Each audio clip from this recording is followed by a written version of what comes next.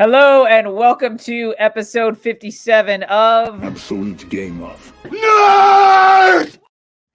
Right on. Yes, Absolute Game of Nerds, episode 57. As you see, JP is not here yet. He had a little family situation, but he should be joining us shortly. But we're going to go ahead and get started. Today I have another great comic creator. We have Scott Palochik. Did I pronounce that right? Palochik? Palochik. Yep. Palochik, sorry. Yeah.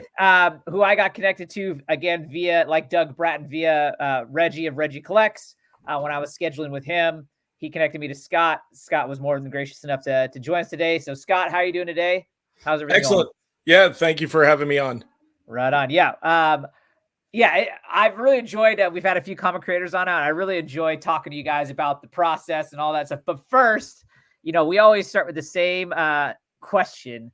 Obviously, you're a comic creator. Therefore, we're all going to assume you had a love of comics prior to. So I want to know, what is your origin story with comics? Take me back.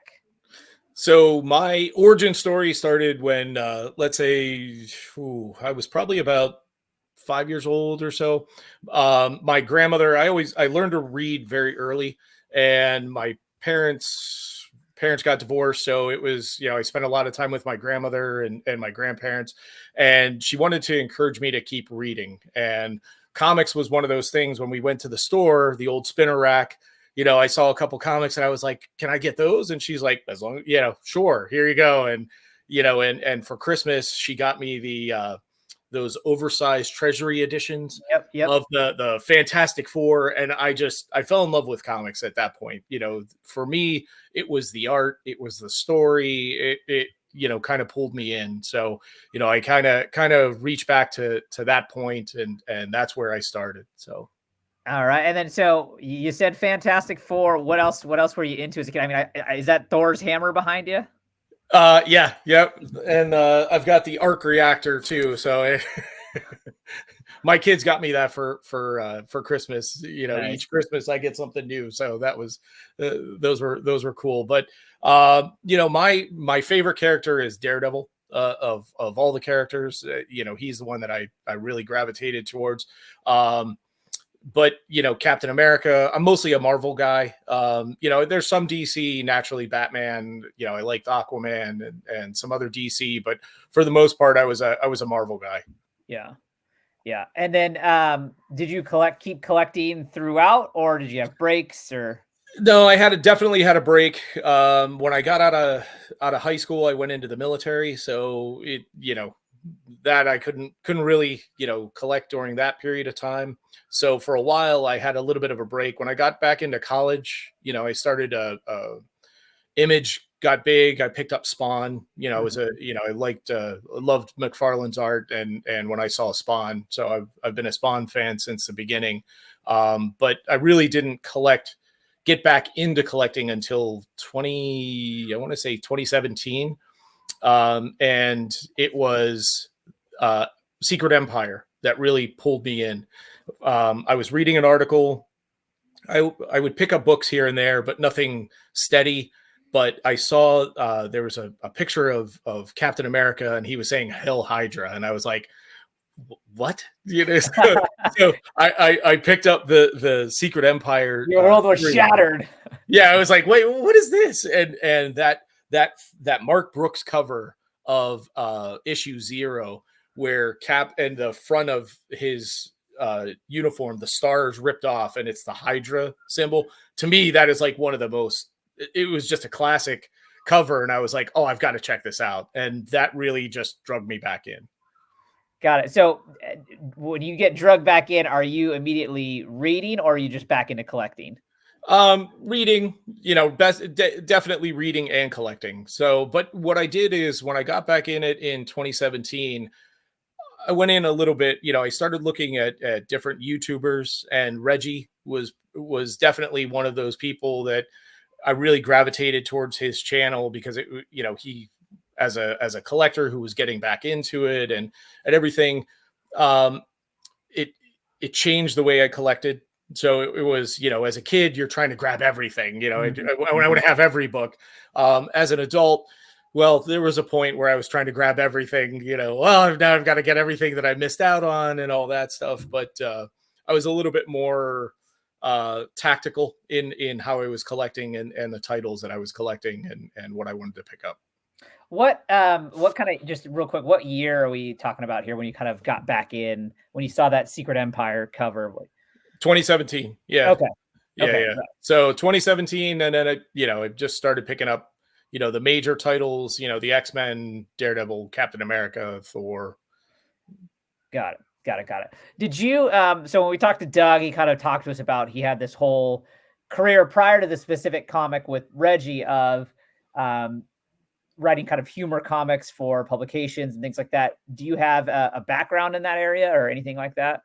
No, I mean, really, it was, as a kid, I guess anybody who collects at one point, you're probably always everybody. I would think most people, not everybody, but most people would always say, I would love to have my own comic book. I'd love to create my own book. I went to school for advertising, so I'm a graphic designer. Mm-hmm. And really how I got connected with Reggie was I did a lot of work behind the scenes for Reggie on the Smart Guide to Comic Collecting that he did with Doug. Isolation, I did a lot of the pre-press work. I did a lot of work behind the scenes with Reggie and creating, t-shirt designs or, his he did cards, his comic storage boxes and stuff like that. So I did a lot of the pre-press work. So I have an artistic background, but I'm not a sequential artist. So Mm-hmm. I'm a graphic designer. I can't do frame by frame work. That's just not it. But the story idea I had sort of came together right around that 2017 time. And I started, I do a lot of, just fun stuff on the side, but I came up with this story idea and it really came together after I read my buddy Carmen's book. All the pieces sort of fit together. And I was like, presented it to Reggie right around COVID, when everybody had a whole bunch of time on their hands. Yeah, yeah. And that's really when it started to come together. Can you real quick take me back a little bit? You said you started watching Reggie on YouTube, Yep. and then you kind of jumped and you were starting to do work for Reggie. So how did you guys first get connected? Did you just like reach out like on a YouTube comment, or how did that happen? I sent him an email and said, hey, I watched your show and I get a lot out of it. And I, definitely wanted to thank him for, the content that he was putting out. And I basically said, hey, I'm a graphic designer. If there's ever anything you need, just let me know. I'd love to contribute. So he came to me with a couple different projects and, we really worked well together. And that was, it kind of took off after that. Got it. Got it. And now I know. And so also I should say thank you for your service. You said you were in the military. Yep. I imagine your time in the military had some influence on the story. Obviously, for those that don't know, the comic that you were creating is called Marcvs, Yep. and it does involve obviously the military. Does their time in service, assume, influence some of that, or where that came from? A little bit. Yeah. I mean, just getting an understanding of lingo and things like that. Yeah. I mean, it definitely helps, but the story is really centered around a reporter. And the reporter that's in the story is a personal friend of mine. Oh, So okay. there actually is a Carmen Gentile that the story that character is written about. So it starts with a reporter. He's in Afghanistan, looking into this power figure, and he survives a pretty brutal assassination attempt. And then from there, he finds himself in between two immortals that are fighting. So it has that military background, but then there's also the religious part of it. Is the character Marcus is actually taken from Marcus Longinus. So in the Bible, there's the Roman centurion that stabbed Christ when he was on the cross with the spear, which becomes the spear of destiny. There's a legend that says that Marcus was blind in one eye, and the blood that came down in his face, it cured his blindness. There's also a part of that legend that says that same blood caused him to become immortal, and he is to roam the earth and be the first witness to the second coming of Christ. So I kind of had this story about these, I just sat there and said, how difficult would it be? And, you've seen these characters in movies, if the Seventh Sign and other movies and stuff where they've used Marcus Longinus and stuff like that. So I thought, how difficult would it be to live that long, have to live forever? So you always have to have a light in the dark. So what Marcus did, he did out of mercy. He didn't want Christ to suffer. So the antagonist is Cassius, which is another Roman centurion. He's the one that tortured Christ. So I kind of have it as these two guys both became immortal and have been battling, sort of in the background, throughout history. So this story sort of follows them, but Carmen gets drug into the middle. Got it. Okay. And just so for people listening's sake, we all see that Marcus is spelled with a VS at the end instead of a US. Can you explain any significance to that? So the significance is when you look at old Roman, sort of the Roman era, they didn't have a U, so they used a V. So if you look at like Marcus Aurelius, it was a V. And then also both of them were part of the 5th Legion in the 5th Roman Legion. So got it. Okay, great.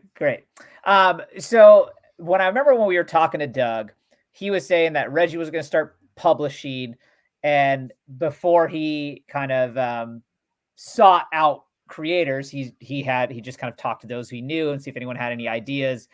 When you came up with this idea, was that at that same time, or had you had this kind of idea incubating? Like, when did you kind of come up with this? And then when he came to you, you pitched it, obviously, like kind of how long ago have you had this idea? Yeah, I mean, it sort of incubated right around like I said, right around 2017. So Carmen Gentile, my friend, he was embedded with troops in 2010 in Afghanistan, and he was shot in the face with an RPG, and he survived. So when I had this story about the two Romans sort of brewing from other, things that I was doing and research I was doing. So I had that story, but I had no thread to bring them into the present day. And I wasn't sure how I was going to do this story. When Carmen got shot, it was, like I said, he's a family friend and everything. And reading, knowing that he was safe was, certainly a blessing. But then he wrote a book about his experience. And when I read his book, it was one of those things where it was all the pieces just started to fall in place, how I could use his, sort of his story and what happened to him and sort of intertwine my characters into that.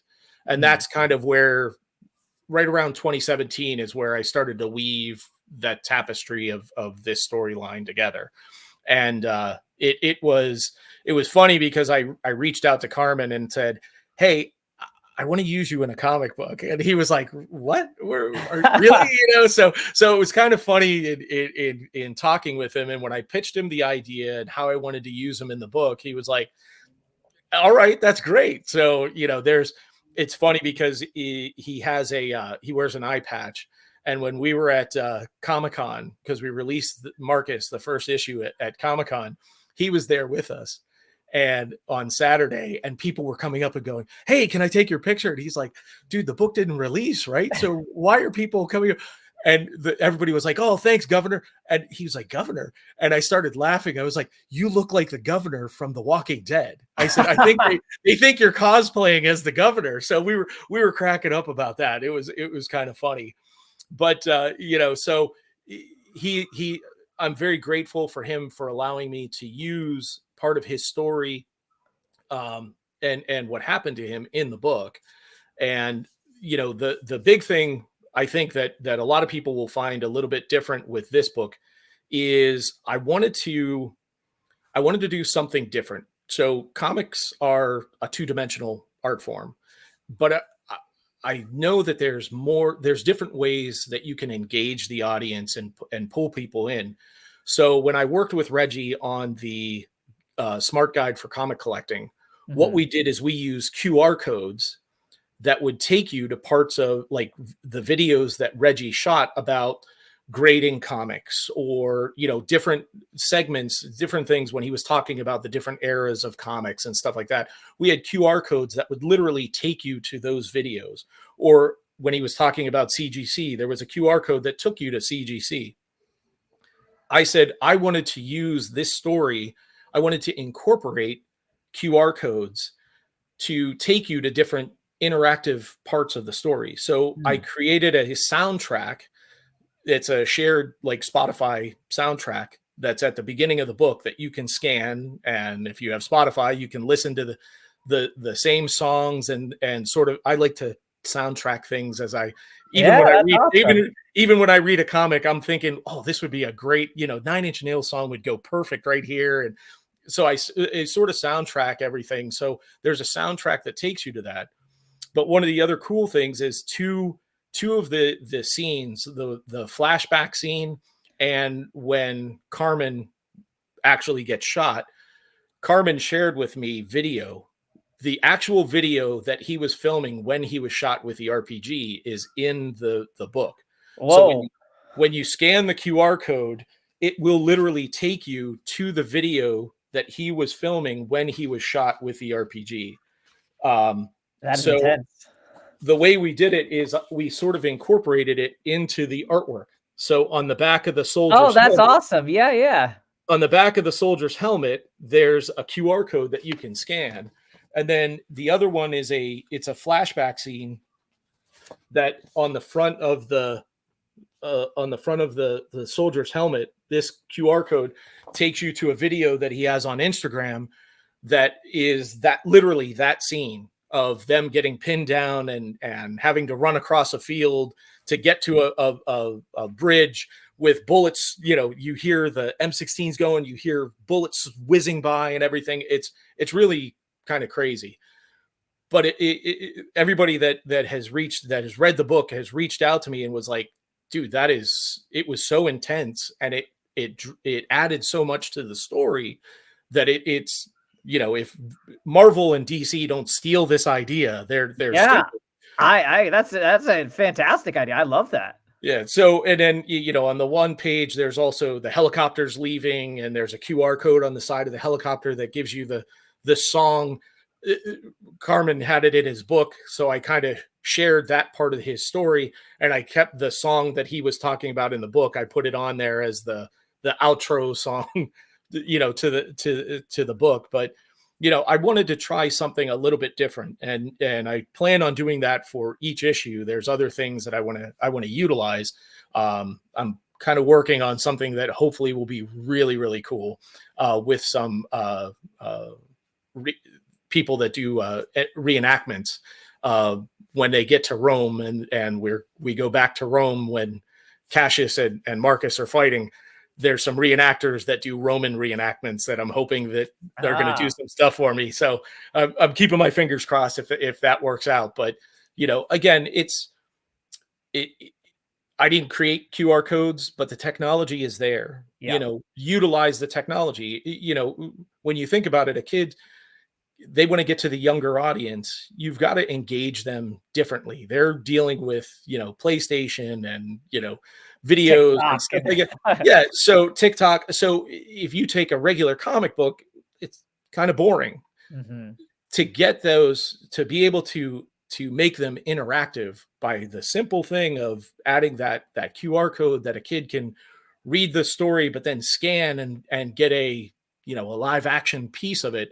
I think it really does something a little bit different. So Yeah, no, I think that is an awesome idea. I love that. I love that. Real quick for people listening, can you just name the book your friend Carmen wrote? What's that called? Oh, it's called Blindsided by the Taliban. So Okay. the original story was supposed to be Kissed by the Taliban. But as he said, when he was shopping the book around, they told a few very large book distributors told him, you can't use a term of affection with the Taliban. And he was like, I'm being ironic. Yeah. The RPG is what kissed Yeah. me. And they said, yeah, no, you can't do that. So he said he retains the rights to the audiobook. And he's like, I might put out the audiobook and just call it Kissed by the Taliban, because that's that's the title he wanted. But there's also a QR code at the beginning that'll take you to his in Amazon, that Blindsided by the Taliban book. But definitely read that. It's a crazy story. I think I have one here. Yeah, this is Blindsided by the Taliban. Yeah, we'll have to look out for that. Yeah. That what you just said kind of was something I was thinking, because of with the QR codes, you have a soundtrack to the book that you're making. Is there like a thought that there'll be an audio version of the book in its entirety at all? I was one of the things I was looking into was some of the motion comics. Have you ever seen how, they'll take some of the comics and turn them into motion comics? Very simple, like it's still the frame, but they might just move one. It like the old Captain America or Hulk that you see from the 60s where they took one, it's the panel, but then they sort of animate the one character. Yeah. I was thinking about trying to do something like that with a friend of mine, and I might try to do a motion graphic of the book. So that could be down the road. Okay, so you said that you are a graphic designer, so you kind of have a background in the arts, but you don't do sequential art. However, with this comic, are the character designs your concept, or did the artist do that? The artist on the book is Chase Cowan, and when we came up with ideas, I laid out exactly kind of how I wanted them, but I gave Chase free reign to make changes. And we really did it as a collaboration. It was an iterative process. For Carmen, I said, here's pictures of Carmen. Here's how I want him to look. And then for the other character designs, we kind of went back and forth. So I gave him ideas, yes, on how I wanted them to be, but he did make some changes, and I gave him, the liberty to make those changes. And really, he made changes to the storyline and things like that, the story stayed exactly, the intent stayed the same, but the way that I wrote, like anybody, how do I write a comic book? I wrote it panel by panel, page one, panel one, and I kind of laid it out that way. And he read the script, and we made some changes to the way that things were laid out. And he really knocked it out of the park. I mean, he really did artwork that made the book far exceed my expectations. And Elizabeth Charlin did the lettering, and she was the one that really breathed life into the book, because the way that she did the lettering, and I wanted specific changes so that when Marcus talks or Cassius talks, they are, the text is visibly different from everybody else. So you can see those things, but the way she did the lettering, it really, it's been a fantastic team to work with. Just because you brought that up, can you indulge me a little bit here? I have no idea. Like, I always, when you see like the credits of a comic, you're like writer, artist, pencils, colors, inks, and then you always see letterist. Yeah. What is it that differentiates? Because when I think of a letter, I'm just like, oh, they're just writing the words that Stan Lee told them to write. And like, so you're saying that she did an amazing job. Like, what differentiates her or anyone that does great with lettering? Like, I don't really understand that part of the creation side of a comic. So working with her, we chose the fonts that were going to be used in the book. There were other ways that we also, so for at the beginning, if you look, so this is sort of like a video. So she was able to change the word bubbles and put it in. So it looks like, at least when I'm reading it, I'm thinking that this is a recording, right? So this is a video recording that you're checking out. So working with her, we were able to modify some of the panels with Chase so that the text fit and flowed well. So that's also, sort of the letterer is going to go in. The artist is going to come up with the idea for the panel, but the letterer is going to have the flow. So when you have multiple people talking, we have one scene where it is a little bit more difficult because we have, I want to say, 4 people talking, on this panel, but the way that everything flows when you're reading the book, her lettering allowed it to, easily follow the page and follow the storyline. So she and anyone that's a letterist will do the actual like word bubbles and stuff. Those aren't okay. Yeah. Okay, great. Thank you. Yeah. Thank you for explaining. I always was like, I don't get the skill here, but now that makes complete sense. Complete Yeah. sense. So as Chase is laying out his roughs, she's dropping the word bubbles to give and tell him, I need a little bit more space because I've got 4 word bubbles that have to fit in here. So he'll move some of the artwork to provide the space, and she'll say these need to be on the right side, or she'll help with, placement of those so that it is a good flow. And like I said, she did a phenomenal job. Chase did an amazing job, and I'm very happy and proud of the team. Got it. Got it. Okay. This is going to sound like a random question, but I promise you it'll all come around and make sense in a second. Are you a Seinfeld fan?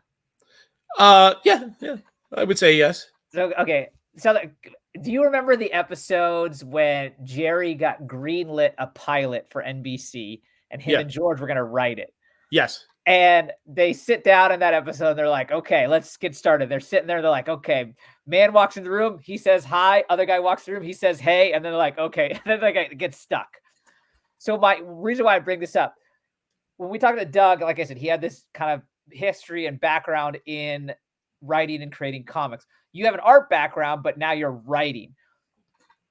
Where did you have writing experience, even though just as for fun, or were you, when you first started, were you kind of like stuck at that same, like, how do I get started? Or like, where did your ability to write, how did that develop?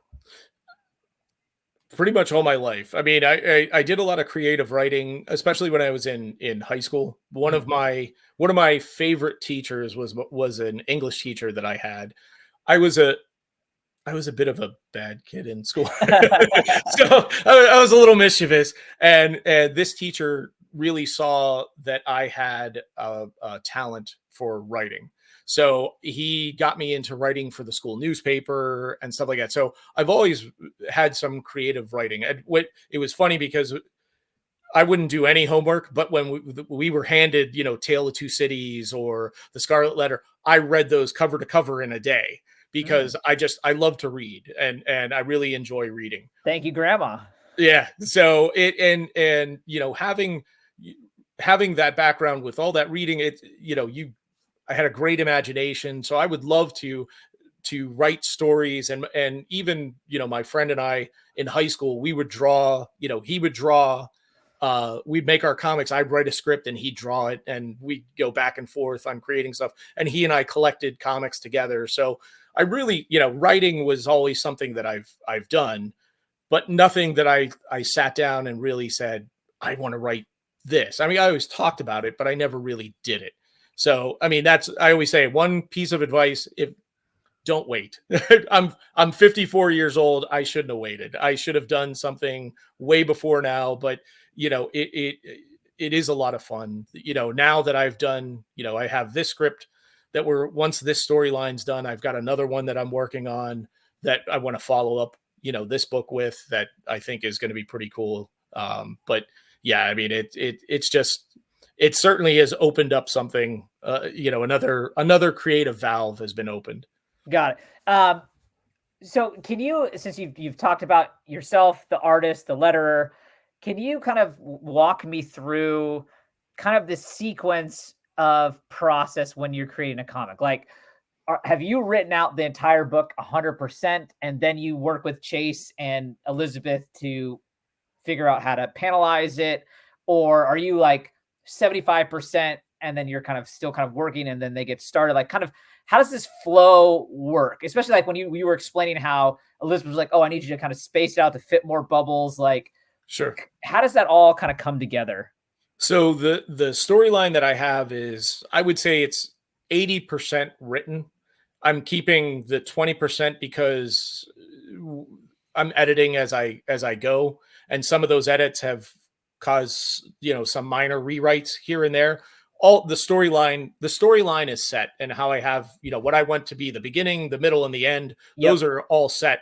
The content in between, that's adjusting as we go, because I'm continuously doing research and stuff like that. So there's things that I want to add that I didn't at the beginning. So I'm like, oh, I'm going to change this. The first issue 1, I think we went through 7 revisions before that script was, here's what Chase is gonna draw. Right now, I'm probably on revision 4 on issue 2, and I'm currently working on revision 5 because I found some things that I really want to focus on. This the Carmen getting shot. I think I wanted to focus a little bit more on the PTSD side of that because a lot of people and a lot of soldiers suffer from that. So I've been making some edits right now to hopefully raise a little bit more awareness about it and let somebody who's reading it know that they're not alone, that they can find help. So I've made a little bit of a couple changes from some resources that I found that I want to, kind of put in there, some verbiage and things like that I really want to focus on for issue 2. So the way I do it is I have the story already kind of outlined, and then do I need to make changes to this script? The script is there, the story is there. Some of that dialogue might change or things like that. And then once I get that finished, that finalized script, I give it to Reggie. Reggie gives a look at it. He and I might go back and forth on a couple changes here and there. And then we give it to Chase to start doing the thumbnails. Once he does the thumbnails, we have Liz doing the lettering, the rough lettering. And that saves a lot of time because then if we say, hey, we're done, page 1, I'm good with the artwork. I'm good with the way the lettering is. When Chase finishes and does his final pencils and then inks it and Liz drops the text in, that page is done. So I can easily push that right into the final stage. So I'm doing all the layout of the book.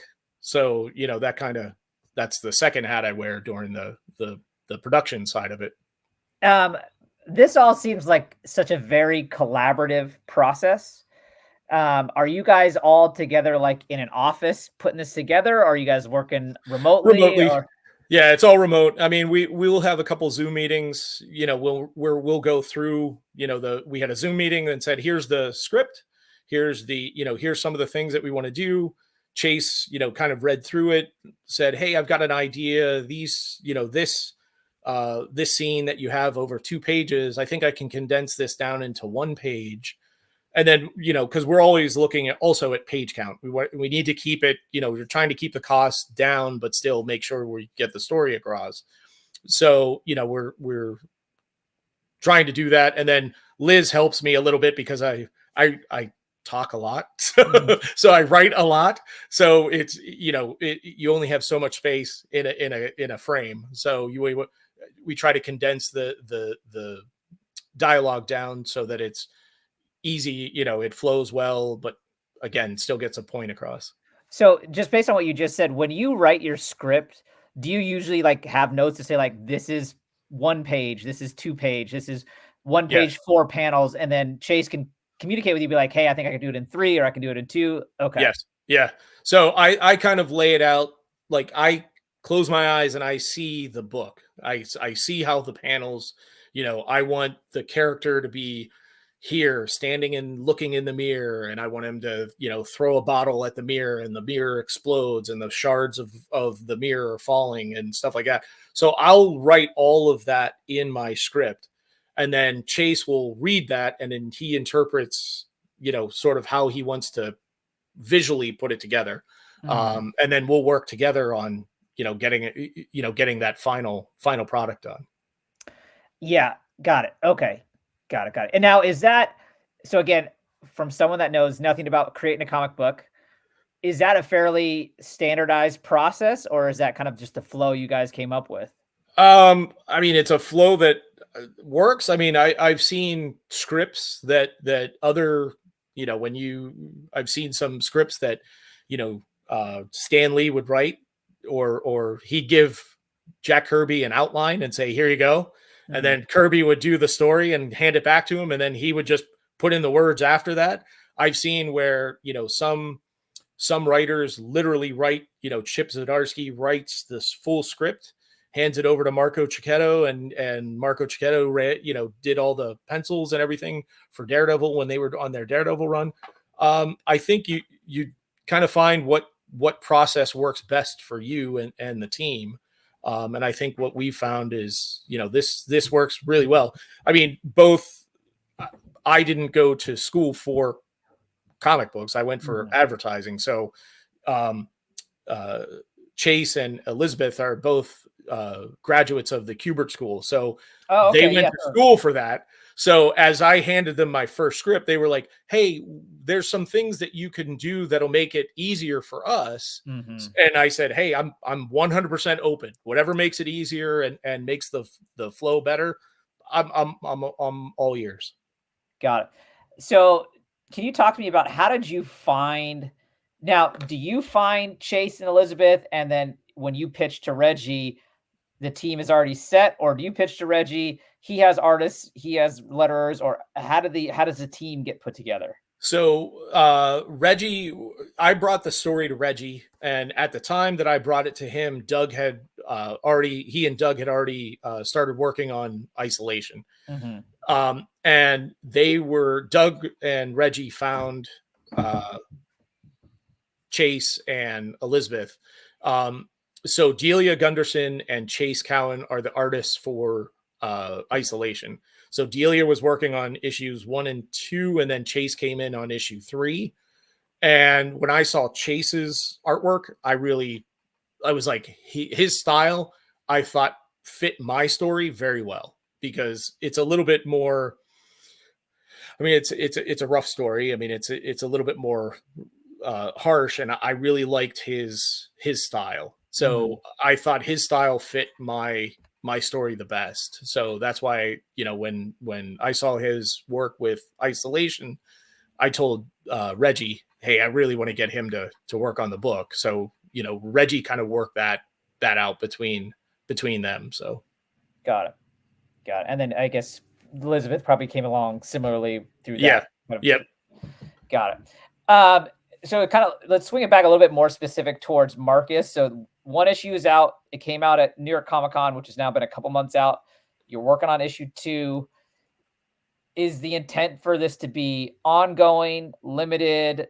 Do you know? Is that still kind of in the works? Right now, it's 6 issue miniseries. So there is an end.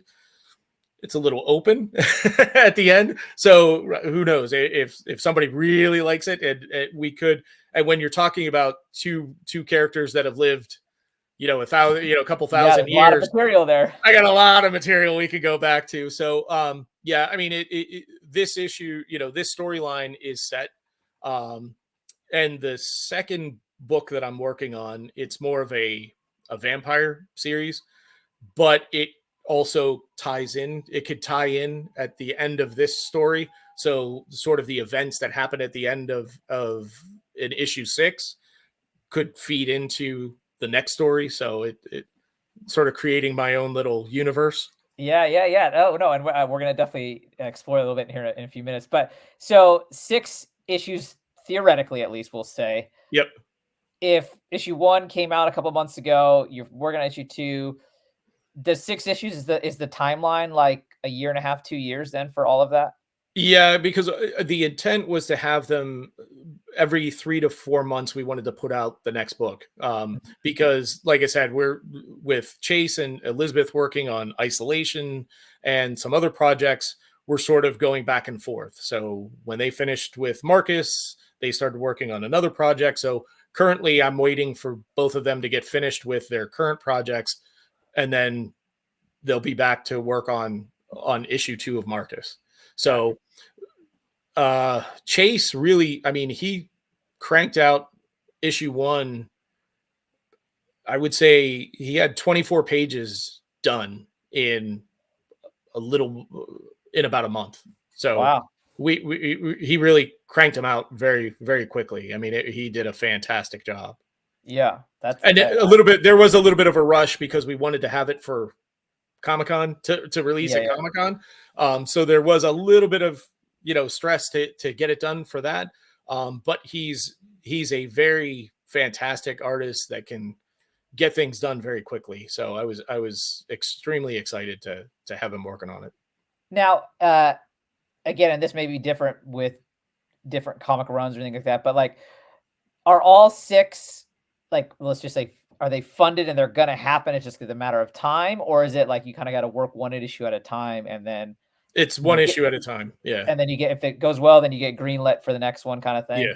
Okay. Yeah. So what we do is Reggie, his publishing company is Swolger Publishing. Mm-hmm. So if you go to the swolgerpublishing.com, you'll see, there's different packages. So when people purchase those packages or pre-order the books, that funds the run. The artist gets paid, the letterer gets paid, the printer gets paid. So what we have in pre-orders and advertisers, and that's the other one. I mean, I have to give a huge shout out to the advertisers that take out ads. So in Marcus, we had Blue Chip Comics took out they did a full page ad. My local comic shop, Jaff Comics, they did a full page ad, and they also did a store exclusive cover for the book. So having that support is extremely helpful because that helped fund, the project. Oh, very cool. Very cool. And since you just brought that up, is issue 1, where do people buy it? Do they go, I mean, obviously they sell it at Jaff. Is it other comic book stores, or is it otherwise exclusively online? Yeah. So, I forgot one other. Let me forgot. It was Capcan Comics in Canada. They did an ad. They also have the book. Jaff has the book. Swolger Publishing, you can order from there. The store exclusive you can only get at Jaff. Yep. But I think we have it. I think he has it listed on Amazon, so you could even go on Amazon and look it up there and purchase it. So there are a couple comic book shops. I can't remember the name of it. Reggie just released or just made an agreement with a store down where he's at, and I apologize, I can't remember the name of it. But they have, they'll have copies of Marcus and Isolation there. So hopefully we want to grow. That was, definitely one thing we'd love to get more titles and more content so that you can expand the distribution. So, but if there's any comic book shops out there that want copies, contact Reggie. He'll definitely, work out a great deal with you. Right on. And it looks like JP, what's up? Hey, gentlemen, how we doing? Good. JP, I learned Scott here is a fellow Pennsylvania, whatever you call, from Pennsylvania Pennsylvanian. as well. Pennsylvania. There you go. Yeah. Which part? Well, I grew up in Pittsburgh, but now I live on the other side of the state now. I'm out in Nazareth. Yep. There you go. The Bills are going down. Yeah. The Bills are going down. Yep. I mean, the Bills are probably like the hottest team right now, but we'll see. Obviously, anything could happen. On any given Sunday, somebody's going to win. It's very true. It's very, very, very true. We all remember 2005. Okay, let's not get into this. So, just so you're aware, Scott, I'm a Seahawks fan. So JP likes to rub this in my face. Gotcha. So, kind of coming back to it, talk to me about your own specific creative process. Like you, for example, who's the guy that writes the Da Vinci Code? I'm blanking on his name. Dan Brown. So Dan Brown talks about how every day from, I don't remember the exact number, but let's just say 8 a.m. to 2 p.m., he just sits down and he writes just to get the things flowing. Some people happen more organically, or Doug, I remember saying that he would just kind of sit down at these certain hours, and that's kind of when things came. What does your process for creating look like? So the story for Marcus, the I love history. I'm a big history buff. So as I fall in, I start to read things. I like most people having ADD, just fall down an internet hole of research and reading things. And the idea when I love Roman history the most. And when I started reading into, some things, that's when the story sort of hit me. And I just sort of sketched out, like outlined, this is kind of a cool idea. And then it sort of just grew from there. So, I mean, the story that I'm working on now, it's sort of the same thing. I was, the vampire story, I did some research. I found something. I was like, wow, that's kind of cool. And this little idea started to, Sprout. blossom and sprout. So I, kind of started feeding into it. And I love music, so I listen to music and kind of go with that same vibe. And So prior to us starting recording, you were telling me you have a full-time job. Let's just say you work 40 hours a week doing that. How more many than hours? Oh, yeah, most of us do. yeah. So how many hours a week would you say do you spend towards the comic creation side? Um, I try to get, I definitely try to get from an editing standpoint, what I'm doing right now, I'll try to get like during my lunch hour, or I like to stay up late at night, so I'll get a couple hours in. So probably about 3 or 4 hours a day. I'll get in there. So you're at Um, almost another 20 hours a week here. Yeah, I have chronic insomnia, so it's I'll sleep for a couple hours and I'm good to go. But I try to get as much done when I'm in on the creative side. I want to try to get those things done as quickly as I can. So get those ideas fleshed out and at least put on paper. Yeah, So and I imagine are there moments when you're in the zone and the ideas are flowing and you're not going to just like shut it down. You're going to just oh yeah, keep going. I the other night I was in the middle of writing, and when I sat back up and I was like, man, my back is hurting. I looked at the clock and it was 4 in the morning, like Oh. four, almost 4:30. And I had to get up at 6 in the morning to go to work. And I was like, oh man, I just started writing, and I had my earbuds in, I was listening, I had Spotify going, and it was just flowing. But you don't want to turn off the faucet when it's, Yeah. when it's going that way. So Do you ever like wake up in the middle of the night and like have a notepad next to you, got to scribble down some ideas or anything like that? I've had some waking moments, but usually I'm too tired. Yeah. If I'm getting some sleep, that's one thing the military did teach me. I can sleep anywhere, and Yeah. 15 minutes, I get reset the clock, and I'm good to go. Yeah. I mean, so I used to be in the army as well. And I've always told people like especially when you go back to those days of training, it's like, you understand that's like, oh, I've got 15 minutes here. I'm gonna like lean against this wall and close my eyes because that's all you got. Like I totally understand that Oh mindset. yeah. Well, hey, thank you for your service too. So it's Uh, it definitely teaches you a lot of different Definitely worth the skill sets. yeah. So you kind of already hinted at this. So when you talked about, you've already started, germinating on this vampire idea. And Mhm. you said like the Marcus story is, somewhat relatively open-ended depending on where you want to go from it. And theoretically, you could tie in the vampire story and you kind of want to create this universe. So when we were talking with Doug, I kind of asked him this exact question of what kind of writer is he? Is he more of an architect that has, he's got the foundation and the structure built, and then he kind of just fills in the gaps?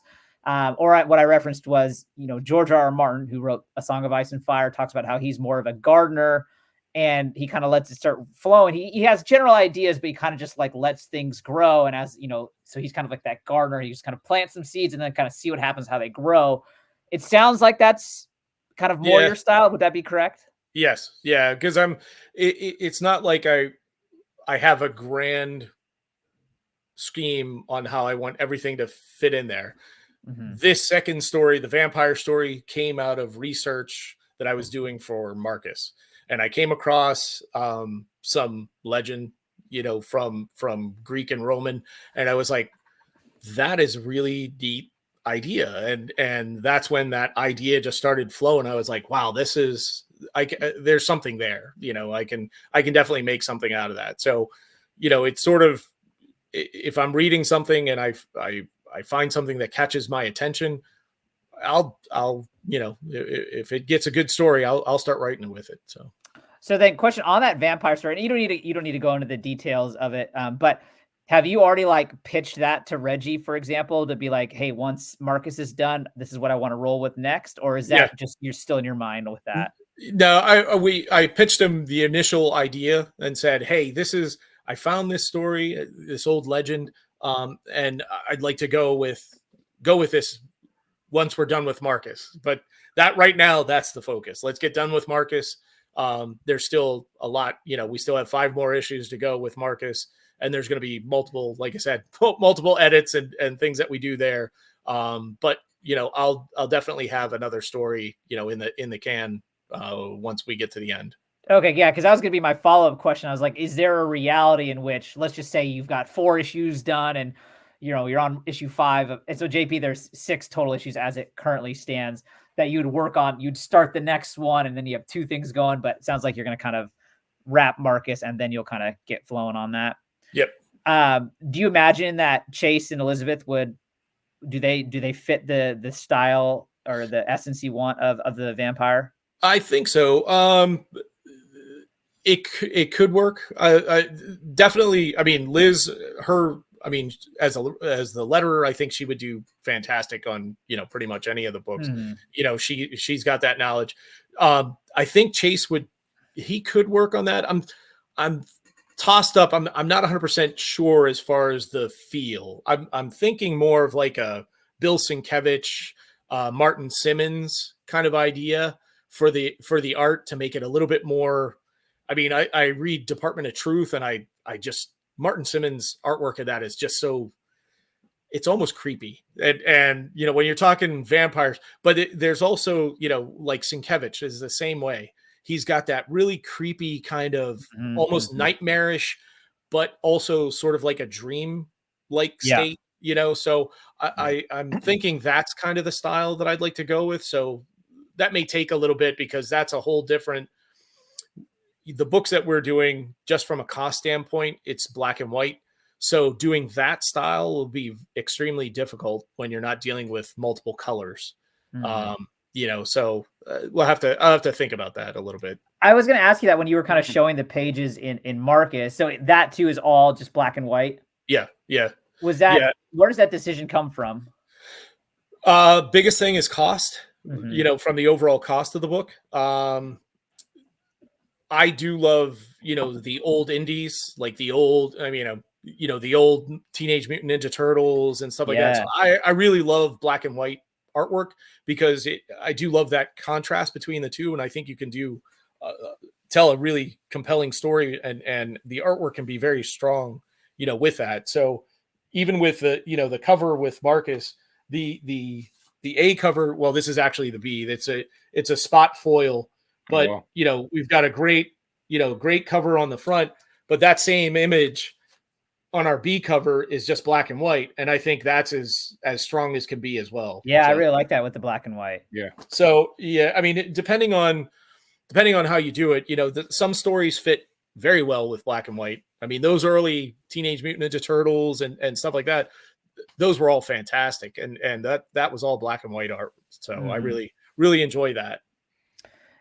With your background and current livelihood in advertising, do you take part in the advertising for these books? Yes. So I come up with we've done some posters, we've done some I helped lay out some of the ads. Like I laid out the ad for Blue Chip Comics. They gave me the idea, and they said, hey, here's some images, here's some verbiage, can you put an ad together? So I came up with the ad for them on the back. They were very happy with the ad. I did the ad by LCS Jaff, so I'll lay out the ads and things like that if they don't already have one set. But I mean, I try to do as much as I can. Yeah. How do you guys promote Marcus? Do you go on like the Comic-Con tour? just use social media? Like what's the plan for promotion? A lot of it is social media. I'm very grateful for being invited onto shows like yours and being able to talk about the book. I've had a lot of people that, like I said, we've gotten a lot of support. We've gotten a lot of, I've gotten a lot of feedback from people. This year, I want to try to get to. Well, I'm from Pittsburgh, so I'm going to try to get back for the Pittsburgh Comic-Con. We definitely want to try to do City Con. Yeah, the Steel City Con. Yeah, I reached out.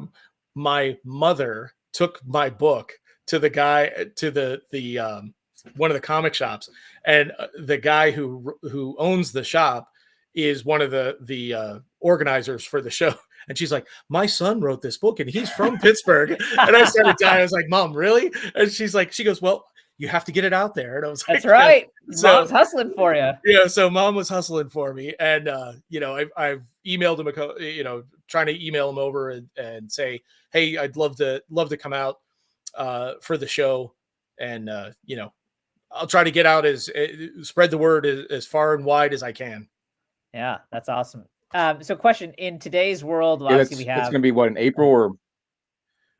I think it's at the end of April. I say, isn't that show in April? And then there's one in April August. Or May.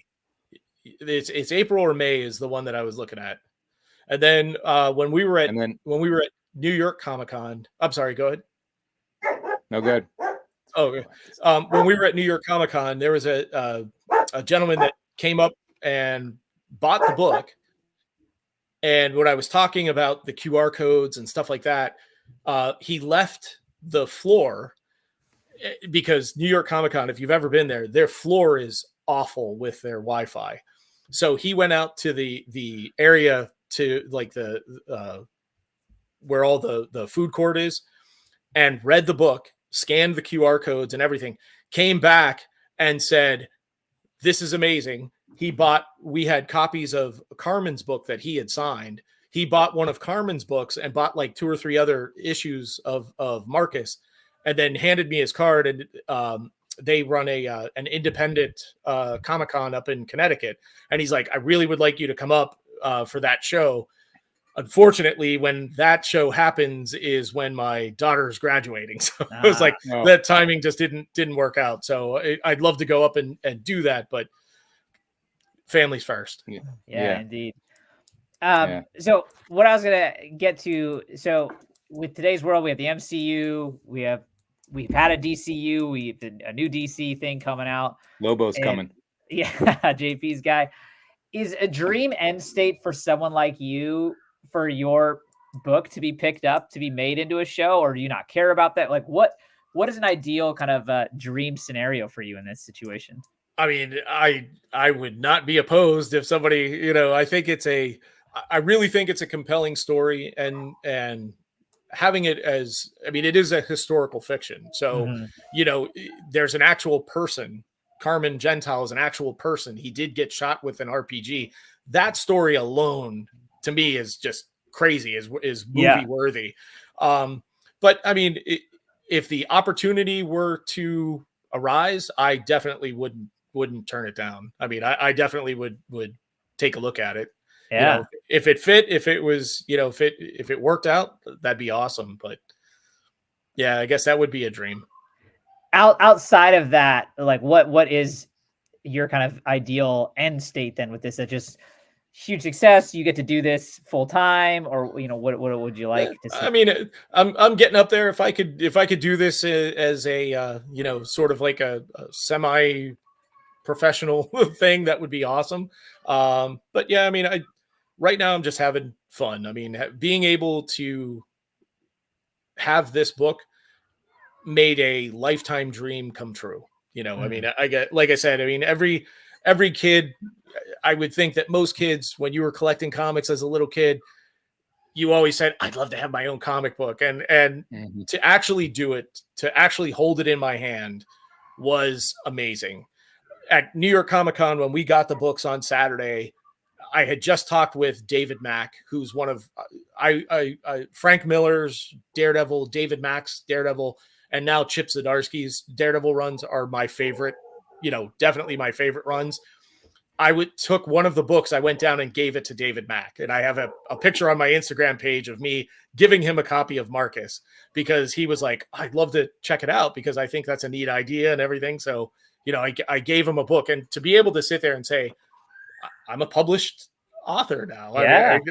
I'm published. I now have something out there, and my friend goes, just think, 20 years from now, some kid's going to be going through a dollar bin and find your book. I'm like, well, hopefully it's not in the dollar bin, but, but yeah, I guess, that's right. So how often one of the things that kind of funny, like obviously JP and I are just collectors. We're not creatives by any means, but like, we met online and we've never actually physically met, but we have our comic friends kind of on Instagram and things like that. Like none of our actual friends that I see in 3 dimensions really know too much about comics or don't care to or whatever. Are you someone now that you're on the creative side? Are you constantly like talking like, hey, issue 1's out, or are your friends kind of oblivious, or how does that look? A lot of my friends, they wanted to check it out because they were like, you wrote a comic book? And it was like, my boss looked at me and he was like, wait, what do you mean you wrote a comic book? And I was like, I need to take off vacation because I have to go to New York Comic Con because I'm releasing a book. And it was kind of funny because no one had any idea, but they knew that I collected comics, but they didn't know that I was writing a comic. So you didn't tell them until issue 1 was set to come out then? Yeah, pretty much. Yeah, I kind of did it behind the scenes because it was one of those things. Until I hold it in my hands, it's not real until I actually have it. So once I sent the files and it was at the printer, I was like, okay, it's there, it's done. It's gonna happen. So we just had Christmas, obviously. Were you, for everyone's Christmas gift this year was Marcus issue 1? No, I want everybody to buy it. They gotta buy the book. Hey, are you kidding? Well, that's I gave a couple copies to people, but you could do like a donation's been made in your name to the Human Fund. Yeah, the Human, exactly. Yeah, I signed them for free. But, there you go. It's not like at the convention where here, sign my book. Well, that'll be $15. I'm not that big yet. So, do you have for your personal collection like CGC 9.8 copies of the 4 covers? Well, I was going to ask. I do have a CBCS 9.8 of the store exclusive. Very cool. Who signed that one? Well, so this cover is the person that drew the Centurion was my very good friend Tom Aresto, and he's the one that I said when we were in high school and sitting in study hall, he and I collected together and everything. He went to school. He was trying to get into comics and stuff like that. He drew the Centurion. My wife colorized the Centurion, and then I laid out the ocean of blood and everything else. So I laid out the cover. But so he signed it and I signed it. And your signature's on the top there, right? Is that yours on the top? Yeah. Okay. So he cool. my LCS John Hahn from Jaff Comics, he sent 20 copies in, and he gave me one, gave Tom one, and he has those on sale. And it was just, we had a store signing, so I sat at the store and signed signed books, and it was wild. It was a lot of fun, and like I said, to get support from your LCS was fantastic as well. Yeah, no, that's, I mean, I imagine it's being surreal, like, because we've all been in that situation where we're having someone sign our comic book, whether it be at a con or something, and be on the other side. Yeah, I can imagine that's pretty surreal to experience. Yeah, I mean, New York Comic Con was really that was crazy. I mean, we got Bird City Comics they gave us some time at their table to promote Marcus and sign books, and then CBCS had us at their booth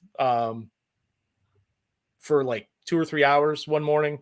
And it was just, and Reggie was laughing because I was just sitting there, trying to get, I said, I've worked, I've been a professional. I've worked trade shows where you've got to hook and crook people into the booth. And I was sitting there, hey, do you like independent stories? Come on, help out the little guy. Come on over here. You want a story of, a good live action story? And it was pretty funny. So no, I love that. That's great.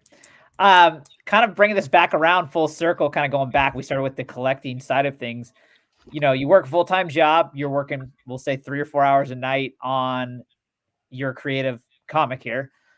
Do you find time that you still have time to collect, or is it I already am in comics enough, I don't want to collect, or how are you escaping all of this? No, I still collect. I mean, I still love I still love to read. So, I still collect Daredevil. Like I said, that's my favorite character. Um, Spawn, sort of the Spawn universe, X-Men. I really like the current X-Men run. I love what Hickman did with the House of X, Powers of 10. Now we're going into the Fall of X and everything. So, I've always been an X-Men fan. I really like the Immortal Thor run that's going right now, and sort of the storyline that they're doing with the Incredible Hulk.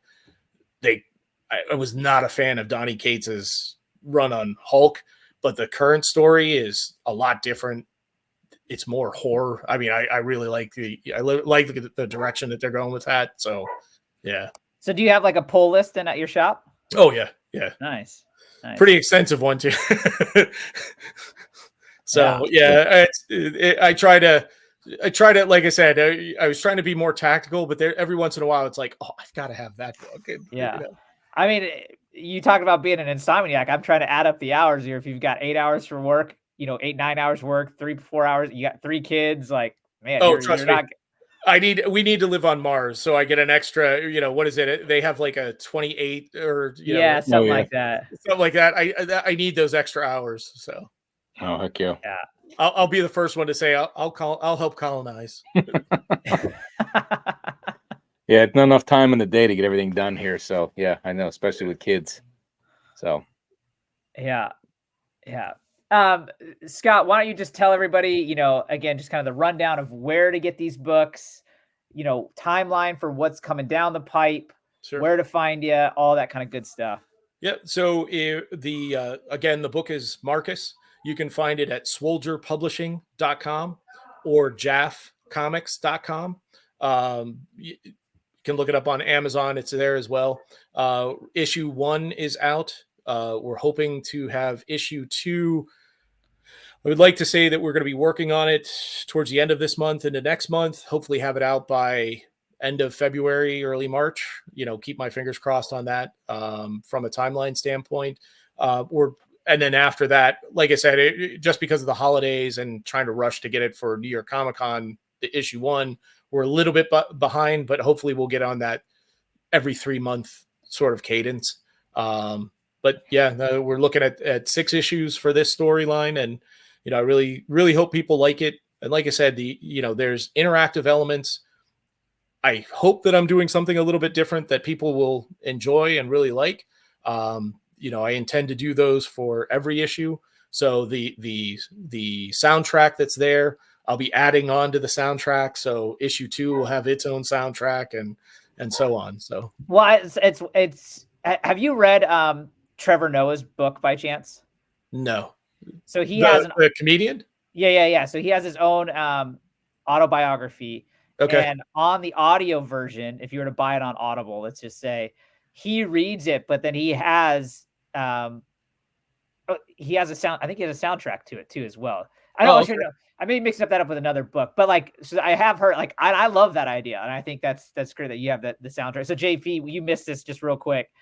In his comic book, at various points, he has QR codes, not just like a QR code, but it'll be somewhere that kind of fits in with the art, so it doesn't just stick out necessarily, and it links you to, again, this guy that the comic is on got shot in the face in Afghanistan. It links you to the video he has on his Instagram feed of that happening, or it links you to the music that he was listening to when he was creating it. So, which I thought was a really cool idea.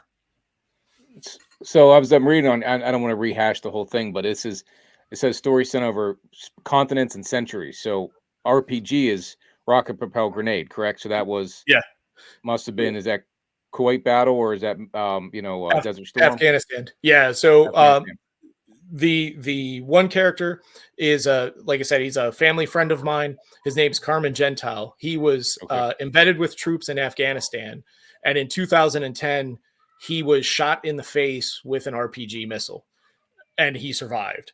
So the video that he was actually filming when you scan that QR code, it will take you to the video that he was filming. It's not gross. There's not blood. But in the book, as you're reading the story, we kind of, and I had Chase take a look at it. It follows part of the story, like part of the script was that leading up to that event.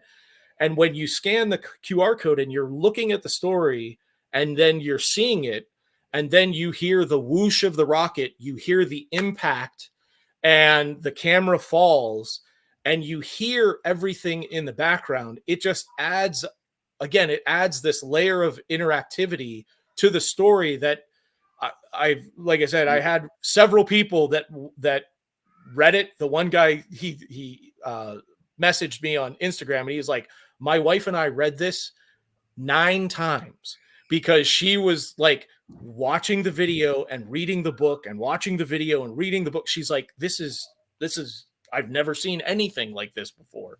So Awesome. I'm hoping, like I said, I'm hoping that it catches people's attention and it's something neat and something new that they haven't seen before. No, Yeah. I never heard that. That's awesome. Yeah, that'd be And I pretty mean, cool. hearing someone say they read it 9 times, I mean, what higher praise can you have? Like that's awesome. And Yeah. probably one of the highest praises I got was from Carmen, who said when he read the book, he's like, it literally took me almost a week, 2 weeks to go through to read the book because I thought that I had put a lot of those feelings and things behind me. He goes, but the way that you captured that brought out some things that I thought I had buried. And I was like, he goes, so that's the highest praise I can give you. I said, well, I hope that, I hope that I did it in a respectful manner. And like I said, I mean, it's dealing with very intense, situations. Oh yeah. And the next issue, like I said, is going to deal with the PTSD side of that. And that's why I'm kind of rewriting that script because it's something that a lot of soldiers deal with. And it is sensitive. Yeah. It's an epidemic of, when you hear that 25 soldiers a day commit suicide, nobody should be alone. I mean, you've got to know that you're not alone, that you can reach out. There's help out there. I fully agree. I mean, not that we need to get into like that whole political discussion, but I think it is an absolute kind of stain on the history of this country that we've sent these people out there and like have offered almost little to no support for them coming back. Yep. So applaud all you're doing with the help and getting that out there and, doing as much as we can to help because these guys, they deserve it. So yeah, definitely. Yeah. Yep. Again, and we will link everything in our story description on YouTube to everything you've shared with us. Scott, this was an absolute pleasure having you on. I really enjoy these conversations, especially with the people on the creative side, to really give us the other side of the coin to this hobby and the inside look. It kind of helps us learn, and it's just super interesting to me. So I really, really want to appreciate and thank you for coming on today. Well, thank you very much for having me. Like I said, I appreciate it a great deal. Being able to talk about the book is fantastic. And, if somebody, if this gets one person to say, I want to check that out. I want to see what they're talking about, that it's well worth it. So thank you very much for having me. Yeah. And, in down the line, as more issues come out and maybe the event, like we would 100% absolutely love to have you back on hear the latest and what's going on. Cause this has been a treat. I'll be looking for you at the, at Steel City Con here in April, May, whenever that is. It's only a couple hours south of me. Yeah. So I want to try to I would definitely want to try to get that nailed down and hopefully I'll be able to get there. Cause I'll be staying it with my family there and stuff like that. So we'll have to go. Yep, same with we'll me. have to go to Permane Brothers, get a sandwich. There's one not too far. One too far from there. So yeah, definitely. So I'm looking forward to it. So, but yeah, sorry I was late. Thanks for coming on. And we'll see you on again soon. Absolutely. Right on. Thank you so much. All right, Thanks everybody for watching. Peace Take out. care. See you on the next. Peace out.